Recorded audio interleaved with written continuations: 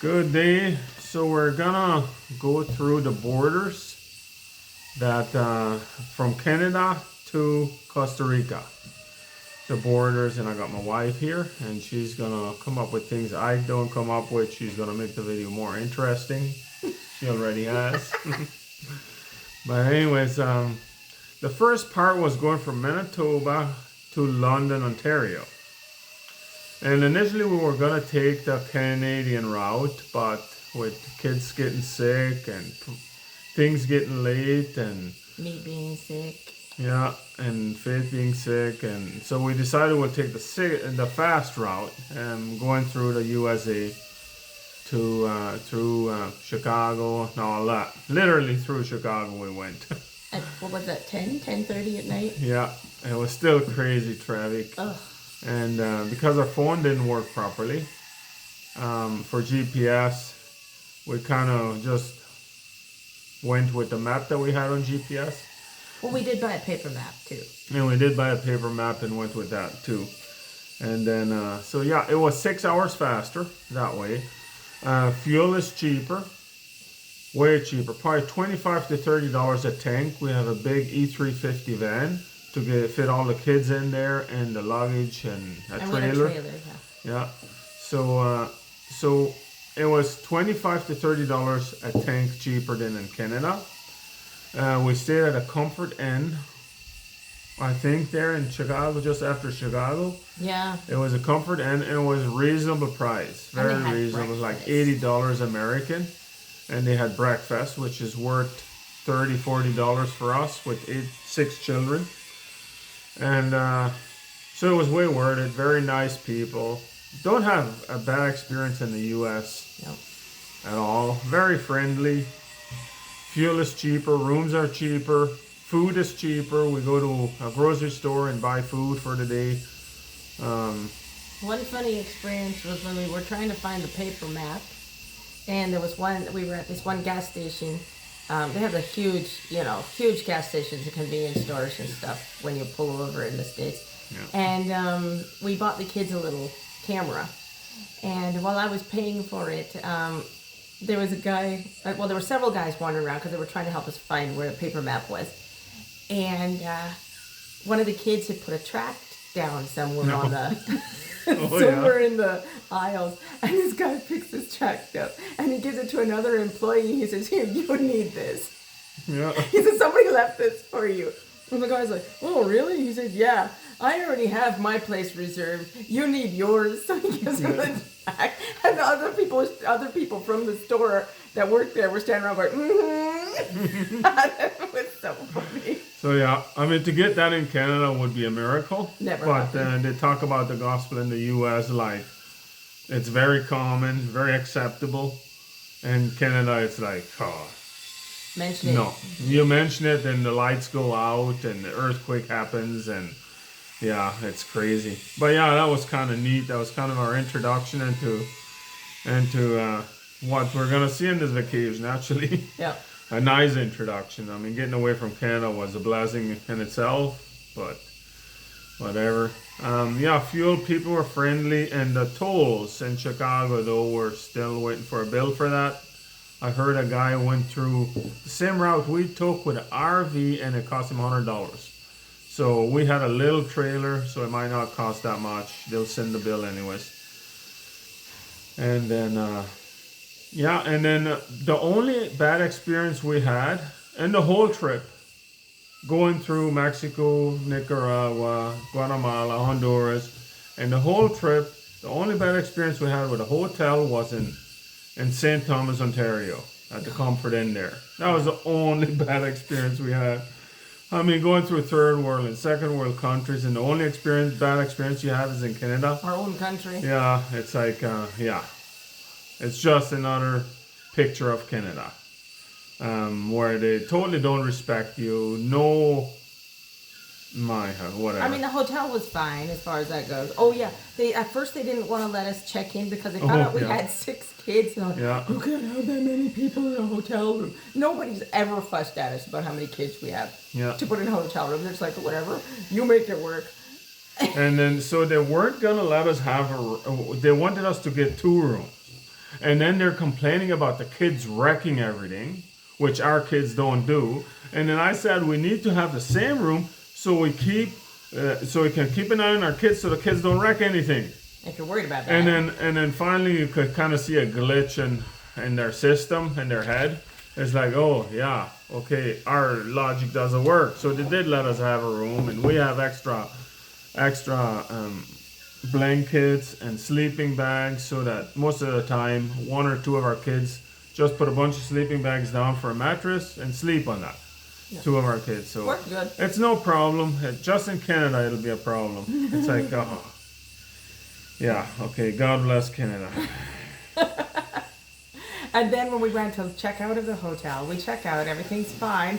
We get about 3 minutes down the road, they call me. There's a picture missing from your bathroom. Yeah. We want it back. I'm like, it wasn't there when we got into the room. So from that point on, we're like, we better make sure we take pictures if something looks like it's missing off the walls, because we didn't take anything. And the thing is, John had just commented to me that they had the ugliest artwork he'd ever seen. Yeah. So why would we steal a painting?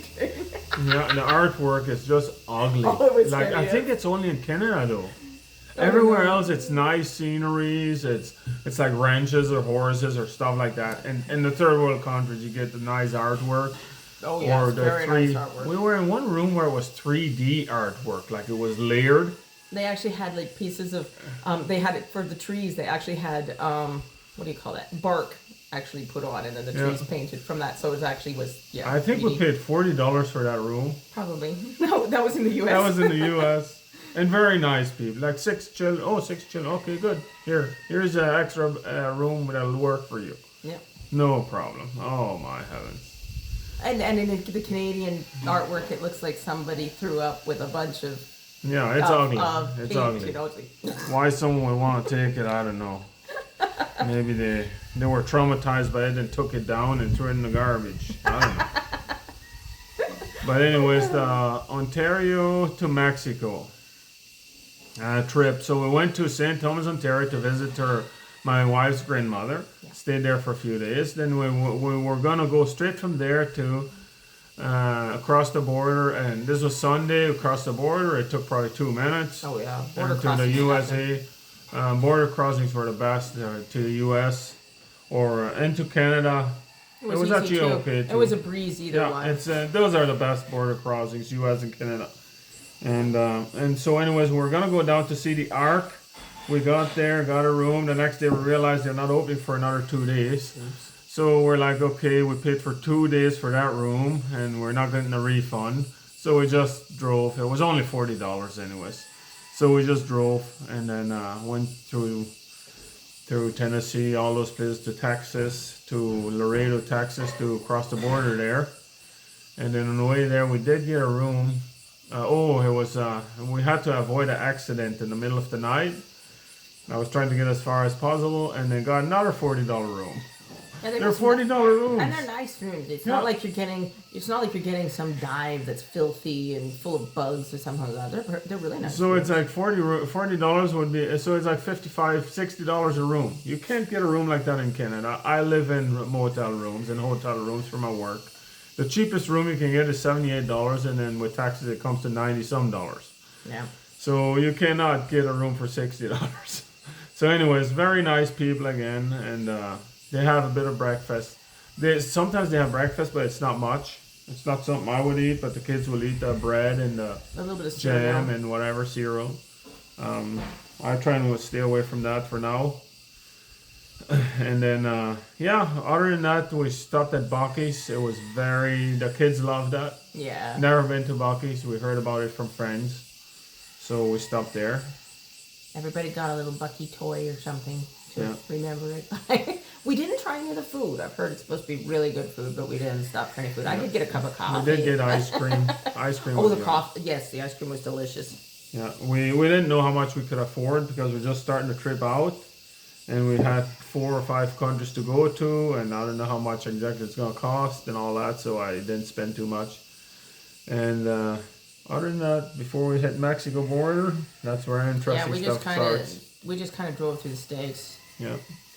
Okay, Mexico border.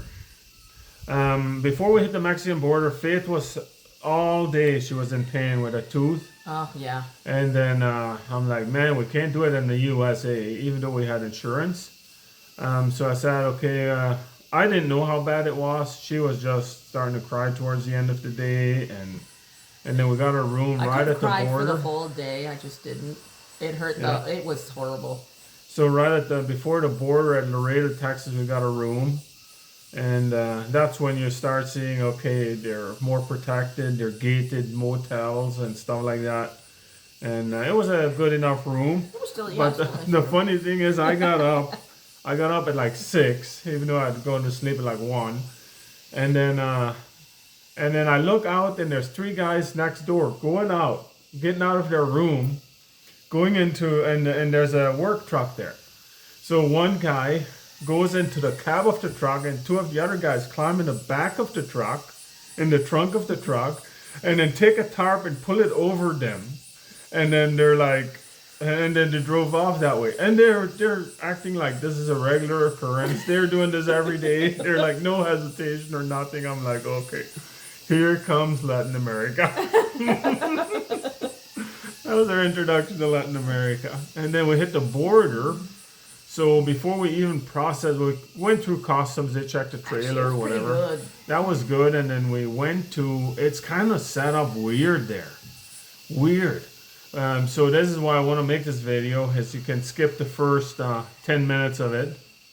And then anyway, so we got through customs, then I took Faith to the dentist. And then I wanted to go to the border to do our processing for the vehicles and the people. I think our passports have cleared already by then, I don't know. right? I Yeah, don't they know. must have. I They was must like, have.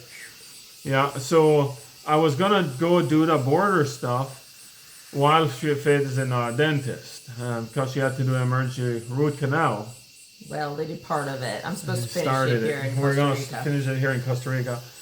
And then, so what they needed is, because the van is corporate, it's owned by the corporate company, my corporate company. So I had to get my lawyer from Canada to send me proof that I own the company. So that took about 2 hours, 3 hours, longer than it should have. So if I would have had that in order, it would have saved us 3 hours. We would have been through no Yeah, problem. no problem. Getting the permit for the vehicle, and they give you a 90-day permit, which you keep that permit going because we're going to be driving through again. So you don't have to pay for it. But the permit was like $500 or $400 American. $100 is for registration, and then $300 American is for it's like a down payment in case you have an accident, or a deductible. It's the deductible already. In case you have an accident, they have the money already.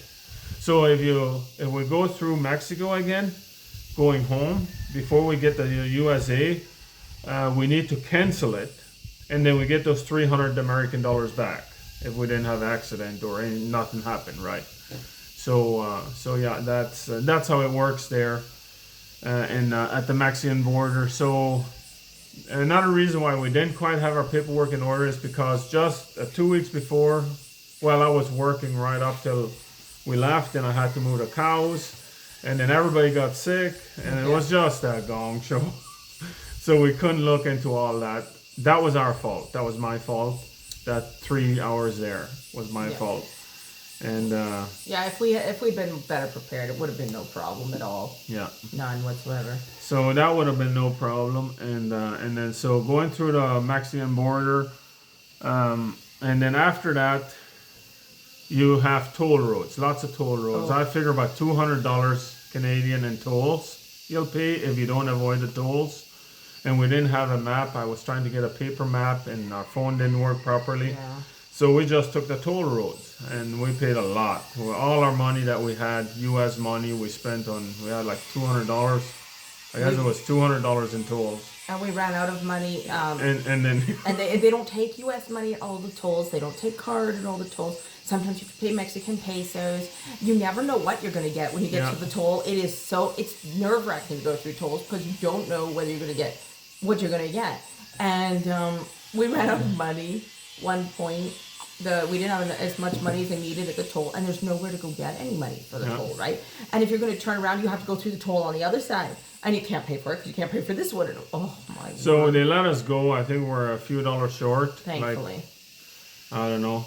But anyways, they let us go. I seen a guy, they turned them back. So thank God they didn't do that to us. We had most of the money. It's just like, you guys are ripping us off. Every 10 minutes there's a toll. Yeah, they're very close together too. And then if there's no toll, there's a check stop.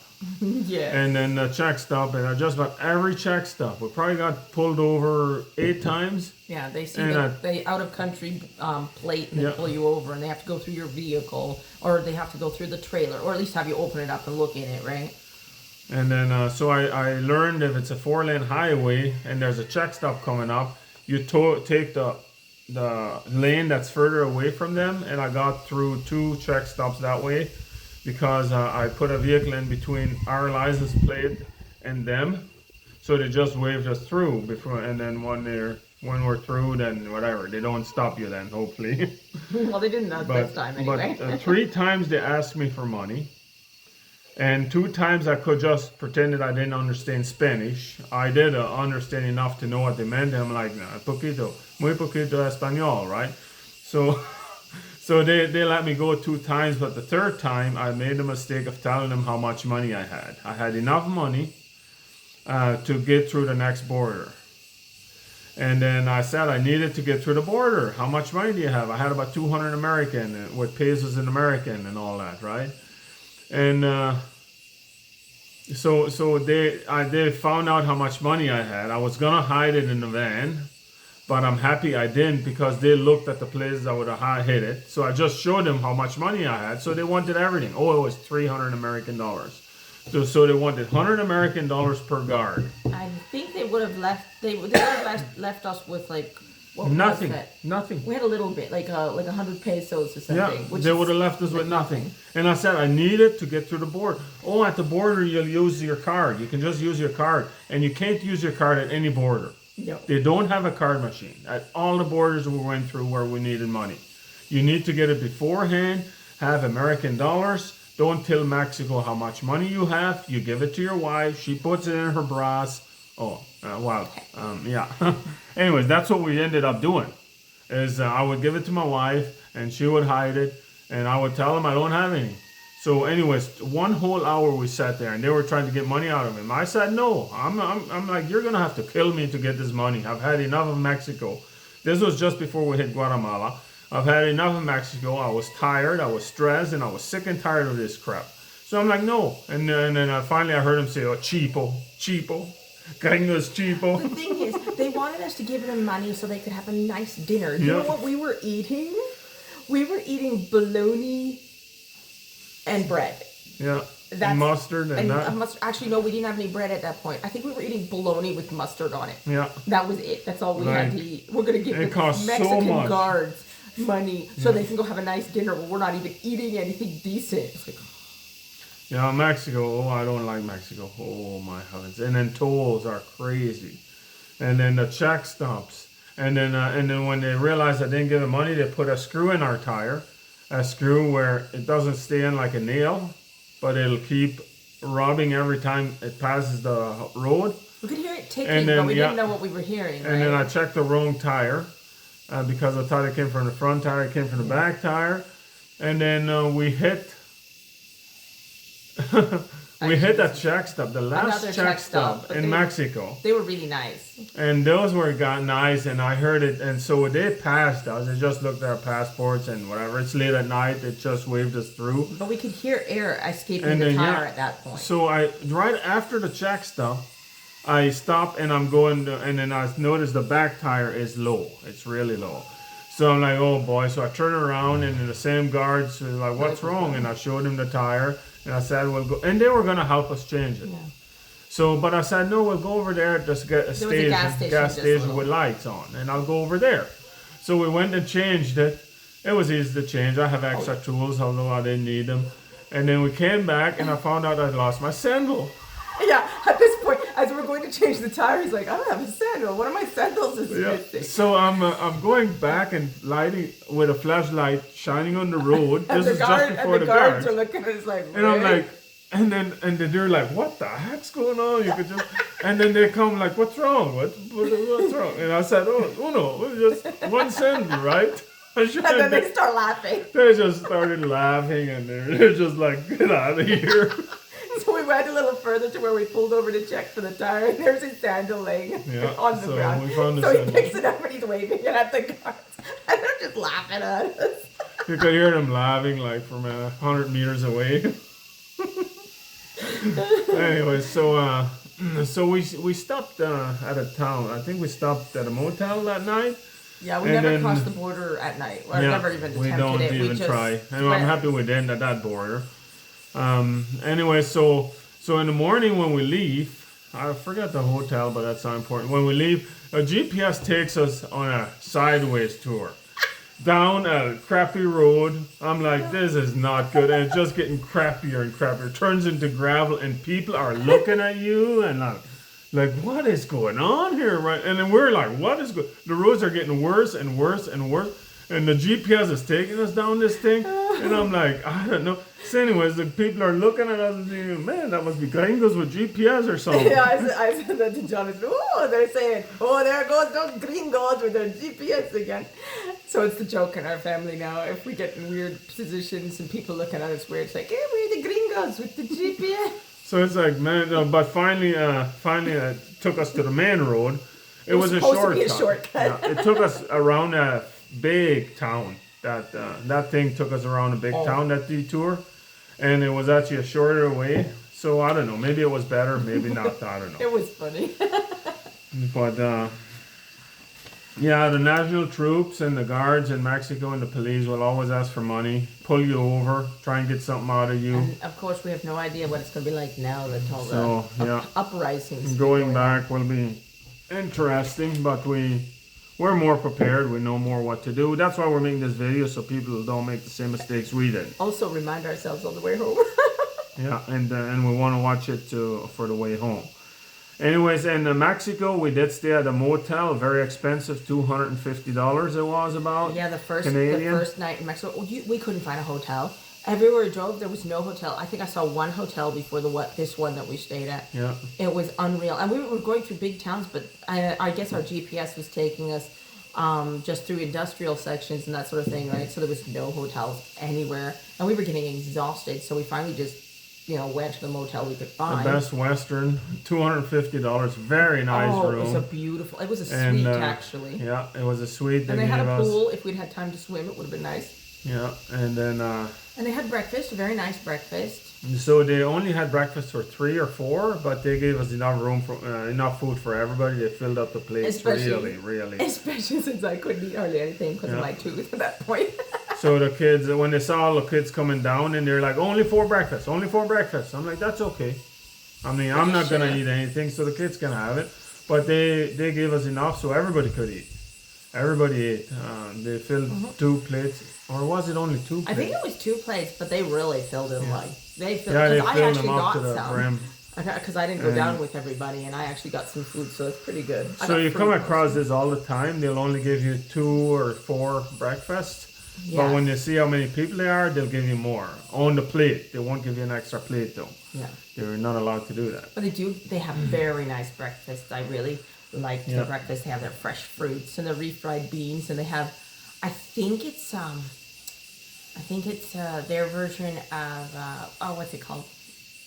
Cottage cheese, which is like runny. Yeah. It's kind of a runny cheese. It's sort of a cross between cottage cheese and cream cheese in thickness, but it's runnier than. Anyways, it's really good. And you have your tortillas and everything, you dip everything. It's really good.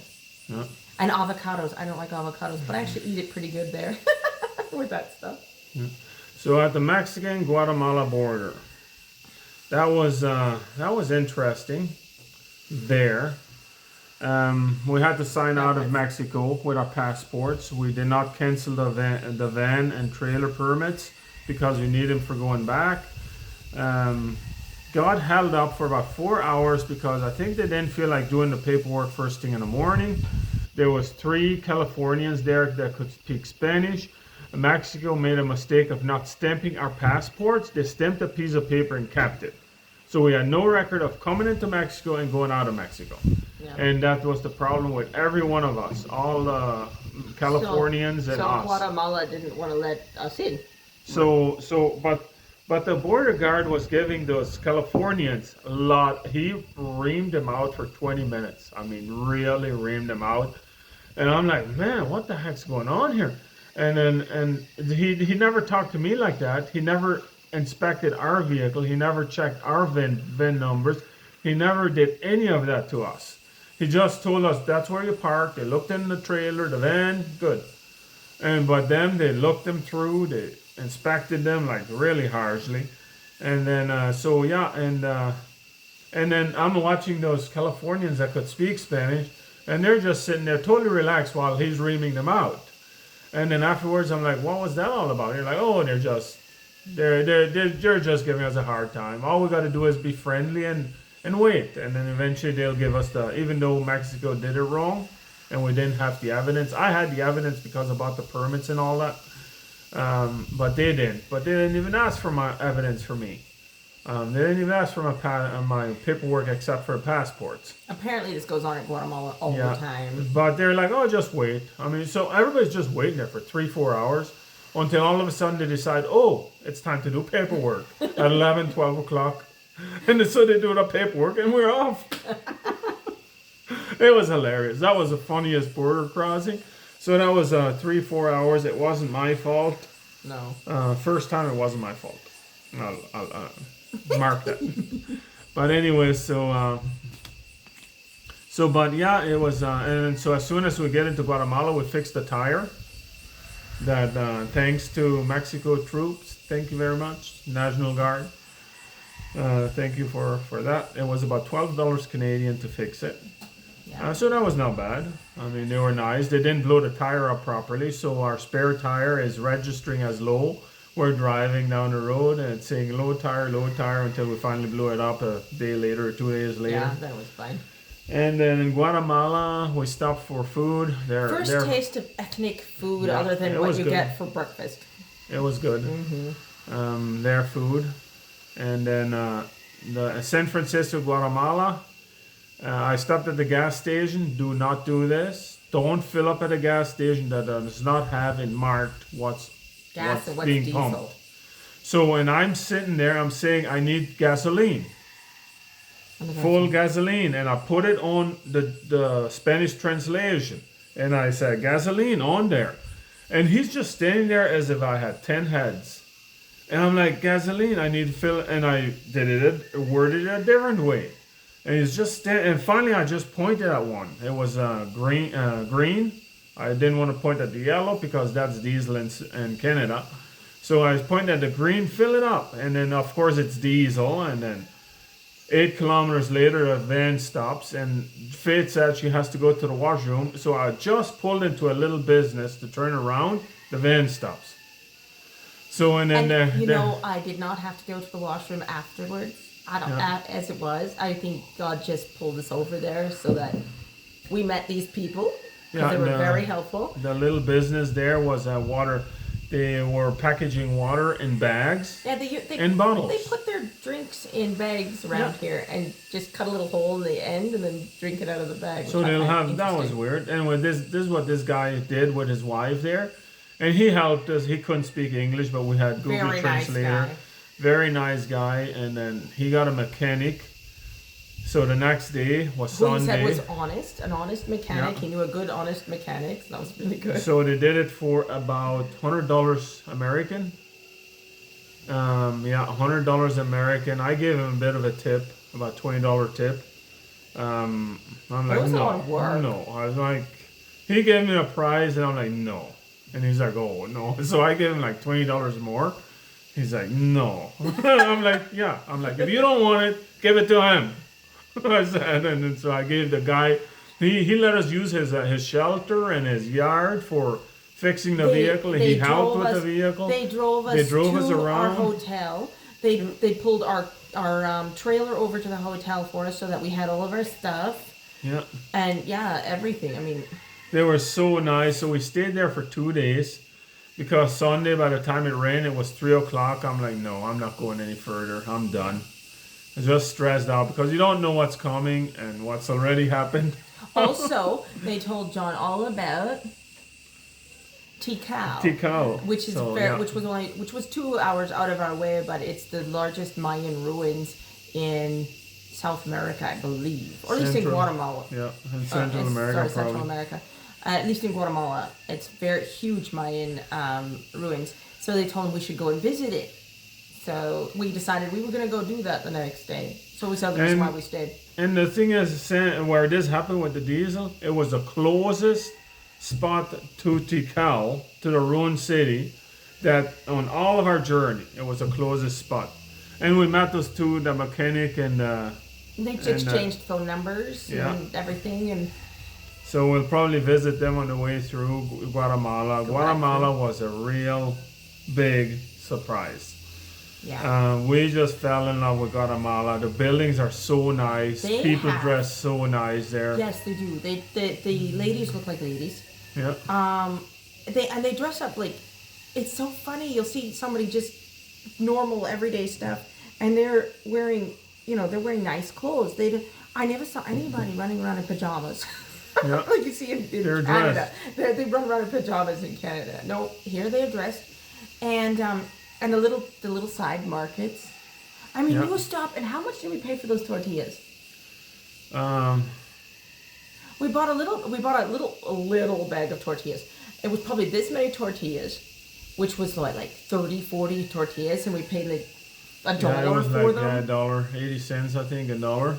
I mean, so fresh tortillas that she just made on the side of the road. They were hot and They were so hot, and then we bought another place. We got these little chicken dinners. They were in a little tray like this, and each person had their own piece of chicken and fries, and each of them cost like $2.50. Yeah, it was crazy. In Canada, you pay way more than that for that. And very good, excellent food. Yeah, very, very. And I noticed as soon as we got into Mexico, I wanted to try their corn chips and their tortillas, and the taste is totally different. Very. Because they don't let the GMO and the herbicides, the pesticides in. So, totally different taste. Oh, that's another thing I forgot. When we crossed the border into Mexico, we went to a supermarket to get food. And I'm walking around kind of zombie, like my face was like shorter up, right? Because I had all this dental work done. And John's asking me what I want, what I want to get, and I'm just kind of looking at him like, I have no idea. I'm so out of it right now. And we went to pay for what we had gotten. We looked at their rotisserie chickens and debated picking up some, but we hadn't done it. We go to pay, and this lady walks up to me with 2 bags of rotisserie chickens and stuff, and hands them to me, and says something in Spanish. She asked me if I could speak Spanish. I said no, and then she takes the bags away. I'm like, okay. She shows them to the lady at the checkout, tells her, I guess, that, she wants us to have them. And she gives them back to me, and she crosses me, so she must be Catholic. And she's just like, oh, patting me and stuff like this. And then she leaves. So we had these, it was so good. That chicken was so good. I couldn't eat much of it because my jaw hurt so bad. But it was, what I could eat was really tasty. And so we had these 2 rotisserie chickens that we hadn't planned to get. That was really sweet. So and I didn't know this until we were packing in the vehicle, and all of a sudden this hot bag. I handed his bag. What's going on here?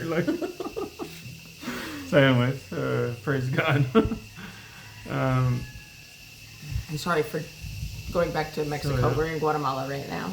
What you tell me? And then so the tire, the troops and the diesel and the tour of the city, the ruined city, was very interesting. Very interesting. We had a very nice tour guide. Yeah, I paid $80. Well, about $80. I paid him. We could have easily done it on our own without him, but he explained that a lot of the history, which we wouldn't. They don't have the same plaques with the writing that you would have in Canada and the U.S. when you go through museums or whatever. They always have all that information written out for you. They don't have that. So you'd walk around and look at it, but you wouldn't really know what you were looking at the same. Not only that, but I think the $80 was worth it because I was tired already and worked on the vehicle the day before, all day, and stuff like that, and all the stress. So he actually showed us how to get up there with only $5 because we had a stroller with a child and 6 kids, and so he actually got us on a vehicle, their boss, up there. So we didn't have to walk. What was it, 3 kilometers or something? And he made sure we were on it on the last one down. So we just barely made that. If it wouldn't have been for him, I was so tired for walking because we walked up the highest one. We went up the highest temple there. Yeah, and it was exhausting. Oh, that was exhausting. So yeah, that was very nice to see how they sacrifice people, and they still do sacrifices there. I don't think they do people, but yeah, it was just how they lived. It was terrible, and we got nice pictures, nice videos that we shared. Yeah. And then going through Guatemala, other than that, was pretty uneventful. Not much for speed bumps there, except for when you start in the first few hours to San Francisco. No, I think there's speed bumps in all of the towns. Well, in the towns, but not on a random road like Mexico. Yeah, Mexico. Like in Mexico, it's just a random bump, and that's where they put their... And the sign doesn't necessarily go along with the bump. The sign could be over there somewhere. It could be over there somewhere. Or non-existent. The only thing that tells you there's a speed bump is there's a bunch of people standing beside the bump trying to sell stuff because you have to slow down so much. So that's what they do. So we'd hand those people gospel tracts as we were going by. So Guatemala, Honduras border. That was... that was my fault again. We didn't stop and get money. Yeah. We had to sign out of Guatemala. And then still keep the permits from Guatemala.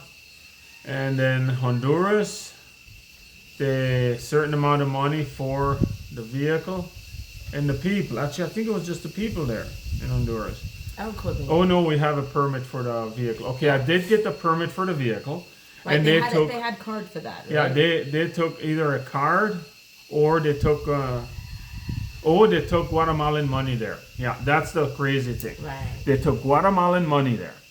But when you go to do the processing for the passports, they don't take Guatemalan money. I had enough. I had enough Canadian money, Guatemalan money, and I had enough Mexican money. But they wanted either American money or Honduras money. Yeah, very fussy. So I waited for 2 hours for them to give me permission to go back to Guatemala to a bank and get money. They're busy trying to convince us to sell things. Yeah, they were going to sell our sewing machine, but I didn't want to do it. I said I'd rather go back. So I had to wait for an hour or two to get permission for that. Even though it was just, sign out, send back, whatever, pay for it, whatever, go. And while we're waiting for this, the kids are all running around being, whatever, kids. And Judah falls down and splits his knee wide open. Yeah. I mean, split it. He needed stitches. Thankfully, there was a medic there that took care of him as far as bandaging goes and that sort of thing. And said, make sure you get him to a doctor to get it stitched when you get in. So once I'm stressed out, and then the kids do this. It's like just too much. I felt like turning back then. At Mexico border, and then here I felt like turning back. I'm like, this is not worth it. And then, but whatever, you just keep going. Yeah. And then, so that was once I went back to money, everything went good. Oh, yeah, I was... And to Honduras. Doctor was easy to find. Didn't take long to get his knee stitched or anything. Cost about $100 with anesthetic, with the freezing, stitches. For every little thing they used, they charged for it. So it was like $100 American, I guess. Which is not bad for getting stitches and cleaned. Make sure it was cleaned. I could see it bubbling when they put water on there and cleaned it.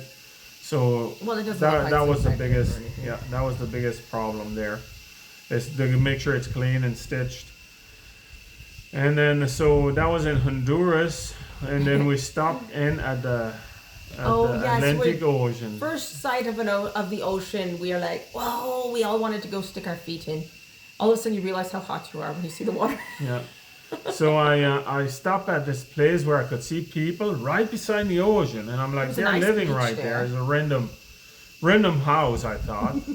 And I'm like, this is a weird place to have a house. So I go around there. Latin America, right? Yeah. Latin America, there's houses like right beside the road. You can almost reach out and touch them. So, a random house at the beach is not that weird. So I go and ask for permission. We can go to the beach because I want the kids to feel the salt water. It feels really good on your feet and all that. And then I go around, I smell, man, this smells good. And I go around even more, and then there's a restaurant Yeah, it on wasn't the the other house, side. it was a restaurant. So we ordered food. It was good. They had this cup with some kind of sauce in there. Hey, darling. With some kind of sauce in there with all seafood, mixed seafood It was in like there. a marinara sauce kind of, And like tomato sauce. nobody yeah. liked it except me. It was No, so Theophilus good. liked it. He likes fish. It was so good. And then so And then we had ate chicken and ate beef, good. and they flavored it so good. I don't know what they put in there for flavor, but it was so good. Yeah, Honduras and Guatemala is awesome food, cheap food. And Honduras is very westernized. The first 3-4 hours, it's just city after city, port cities, all that. And it was later at night, so we cruised pretty good. But it's so westernized. KFCs, I think we saw Tim Hortons there. No, that was Mexico. Mexico, we saw Tim Hortons. KFCs, Taco Bell, all those places are there. Pizza Hut. Lots of pizza. Lots of them, and just so westernized. It's not much different from Honduras to Canada, actually. And it didn't change much throughout all of the roads were very good. The toll was about $5 to $8 going through the whole. We went from one corner to the other, so the most you could travel in Honduras, we did.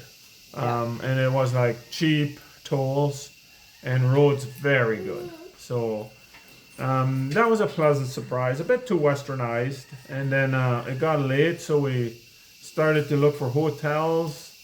And then we stopped at this one place that was kind of out of town. We call it the creepy motel.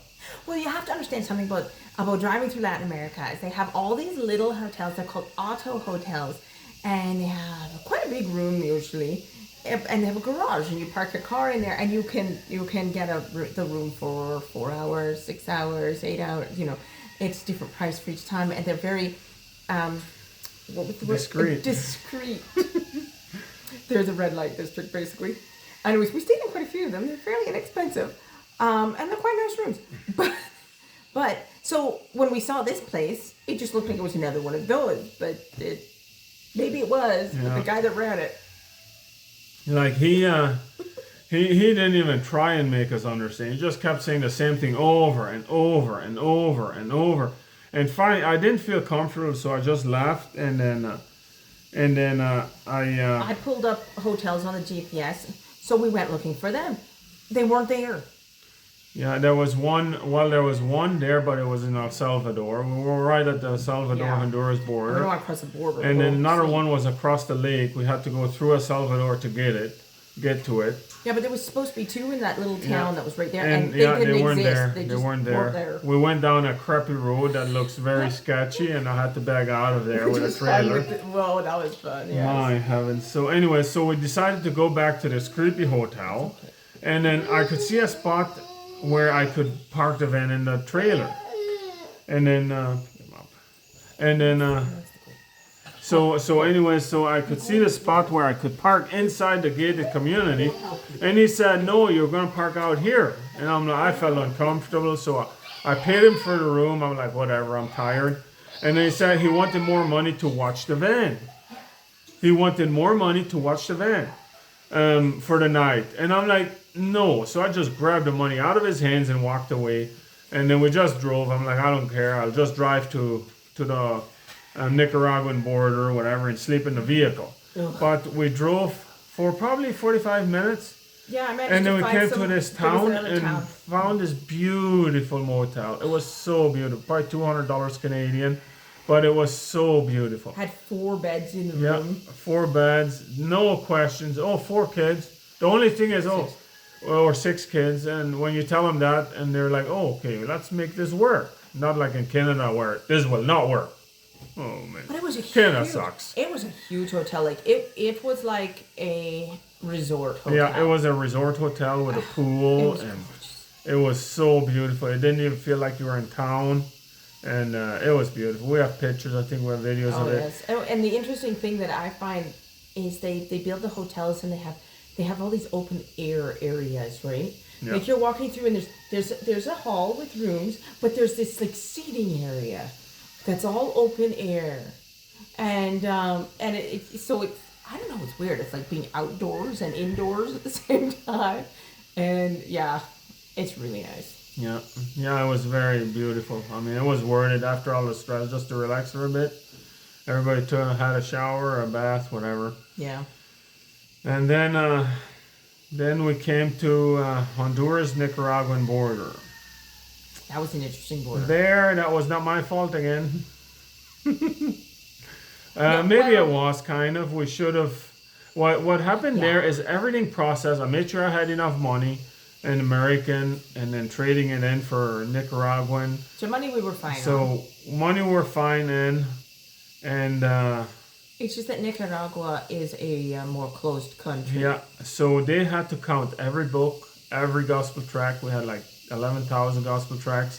They had to count every single one. They counted all the school books. Everything. Yeah, you name it. They count. It took us a long time just because they counted everything, and of course they have to put everything through scanners to make sure you're not bringing I don't know what in. So we had to bring everything from the trailer. Not everything. The baggage, the luggage, they didn't.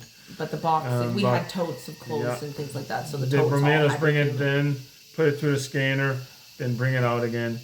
But so if we had written out how many tracks were in each box and stuff, they might not have counted everything, but they might have still, just to make sure that our tally was accurate. I don't know. It might not have been any quicker.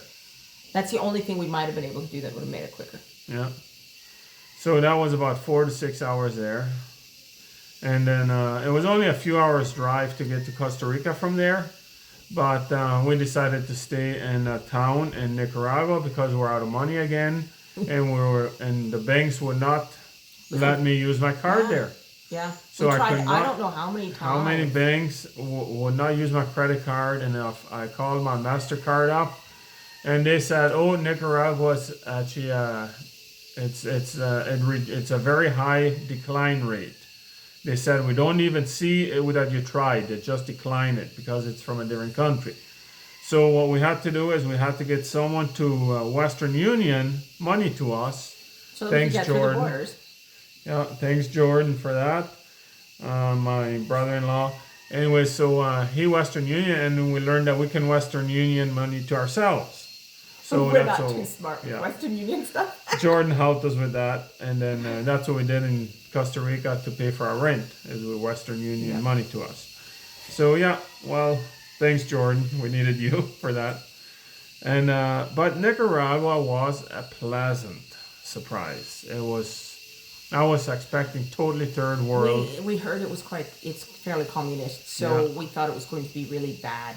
That's the other reason why the border was so nerve-wracking, because we didn't know if maybe they would confiscate all this stuff that we had, like schoolwork. You know, we have Christian schoolwork and stuff, and they don't like to let Christian material come into the country, I had heard. So I didn't know if they'd let us even bring the stuff, if they'd confiscate it. And that made it more nerve-wracking to go through the border. If it hadn't been if we'd known, it would have been okay. I don't think it would have been nearly as nerve-wracking, but we didn't know. So when we found out afterwards, it was like, well, that was stress for no reason. Yeah, and then the roads were very good there. Yeah. No speed bumps. Nicaragua, and the roads were good, and the speed limit sign says 80, but we got pulled over for speeding. We were told at the border that the speed limit is 50 kilometers an hour, but you see all this was a random guy told us. You don't know whether to believe him or not, right? Because we forgot the border crossing. Nicaragua? Driving on the sidewalk. Oh. Yeah. This is the other thing. At Nicaragua border, people just run out at you to help you get your passports and your whatever, and direct you in traffic and get you here and get you there, and of course they all speak Spanish. No one speaks much English. You gotta understand, there was about 2 kilometers of lineup for trucks, and they help you get through that. So they help you get through, which is nice. No complaints there. But you don't know whether to totally believe everything that they say to you either, right? So if a random guy runs up and tells you it's 50 kilometers an hour, you're like, and you see all these speed limits for other speeds, you're for like, 80. All the speed limit signs I've seen were 80. Yeah, or 65. So we're going 65 and we get pulled over. And then I'm like, where they pulled us over, there was an 80 km/h sign. Right there, we could Right see there. it. And I pointed it out. They're like, oh, well, last year the president made a decree that the speed limit's 50 because of high accident rates. I'm like, but why are the 80 km/h sign? Well, we haven't gotten around to taking them down yet. Latin America. But anyways, back to the sidewalk is the guy. I already learned by this time that if there's trucks lined up, you can bypass them because you're. I got yelled at in one of the borders where I was waiting behind trucks, and this guy yelled at, and I knew enough Spanish to say that, hey, you're by yourself, just go, bypass, paso, solo, paso, and then so I did that. So by then I knew that you can bypass all the semi trucks. So I bypassed a kilometer of semi trucks. I come to a town. And then I pull in so that the driver can pass me, and then I come out, and then the people are running to me, and it's like, okay, I did something wrong, but they're running to me because they want money, they want to help a bit, Yeah. and Some so were very helpful. but they let us through, and then we got to a bridge. There's no way you can pass there. There's blocked traffic both ways, there's trucks coming. and then the It's guy's big. like, just driving the sidewalk with a trailer in the van. Like this van here with a trailer. So, and the step up was like a foot. So of course I didn't make it. The bottom of the trailer scratched on the the thing. van made it. They're like, oh, no problem. We got rocks here and we're going to build you a ramp with rocks. So I'm watching them. The first time I'm like, this is not going to work. The second time they put more there. So I just floored it because I figured it'll work and got up there, driving on the sidewalk with a trailer in this van. And there's semis like right here. Sammy's right there, just whatever, just looking at you like, oh, this happens every day, right? Kind of thing. And then there's this motorcycle parked on the side too. So we're squeezing past the motorcycle and trying not to hit the semi. Oh man, I'm like, this is crazy. This is crazy. Oh, we got laughing so bad. And I was did a expecting video. to get into So funny. trouble. And then right as we get off the highway, the sidewalk, no highways, sidewalk, there's Nicaraguan check stop. Nicaraguan check stop. And then I don't know where to go, so I just pull in it. And then the guard is waving at me, stop. And he's got a piece of paper. I'm like, he's gonna give me a ticket. So he gives me a piece of paper, but it's just a manifesto to fill out. So that's nice. I'm happy. So we filled that out. It wasn't good enough for Nicaragua because they had to still go through all our books and count them. Because we had the number of boxes of books. We didn't have the individual books, right? Yeah, So how many? Anyways, that so was anyways, hilarious. that was my heaven. That's Nicaragua there and Honduras. It was interesting. Now we look back at it. It was a week ago. That was So hilarious. it's like funny. That was hilarious. But yeah, Nicaragua was a pleasant surprise. We stayed in a room there that was interesting. A reasonable price. It had 4 beds, but it was like a maze through hallways and stuff to get to it. And it was a nice room. There I seen the biggest cockroach in my life. I tried to kill it with my foot and I rode around it on the room. It was like a bucking bronco until it died. Not really. But yeah, it was a nice room though, and that's where Jordan mailed us money, Western Union money. I went through town in the middle of in the morning and took a video of that. That's on my YouTube channel, I think. So it's very nice. I don't know. I really actually like Nicaragua. Nicaragua and Guatemala were the best surprises. And we still love Guatemala. Oh, the Nicaragua was a architecture very, that very good Guatemala surprise. has on their Yeah. houses is just Yeah, I'm just proud of gorgeous. their places and everything. And yeah, it was, I don't know, I really love Central America. I lived here in Costa Rica for about combined more than a year before, and I fell in love with it. And seeing all these other places was good to see. So at the Nicaraguan Costa Rican border, That was our longest border crossing. So actually at that border, before I hit it, I realized I didn't have enough money, even with what Jordan sent, because of the high permit fees of Costa Rica. So this guy that helped us at the border, he walked me back about half a mile or a mile to a machine, to a dealer, no, a shop. Money. Yeah, to Yeah, a they shop. also helped. Like when you first get to the Nicaragua border before they drove us over the bridge and everything. There's all these people with photocopying staff that they do. Yeah. So you can photocopy all of your important documents, and they tell you to get at least 3. They try and help you so that you can get through the border in an hour, which is really nice of them. And these are just the Random people that They're trying to make a living. They've made this their job.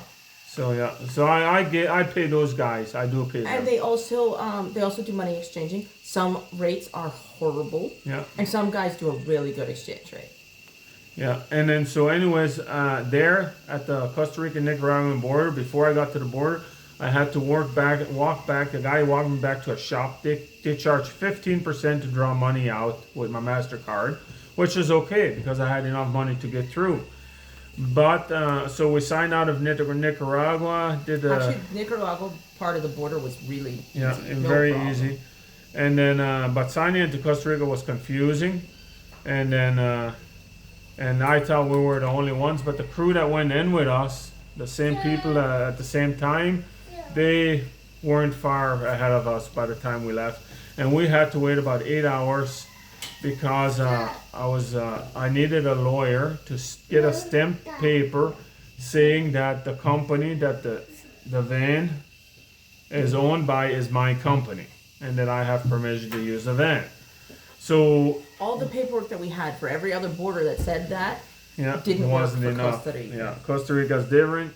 I had to get a special piece of paper. I hired a Costa Rican lawyer. That cost me about $100 American.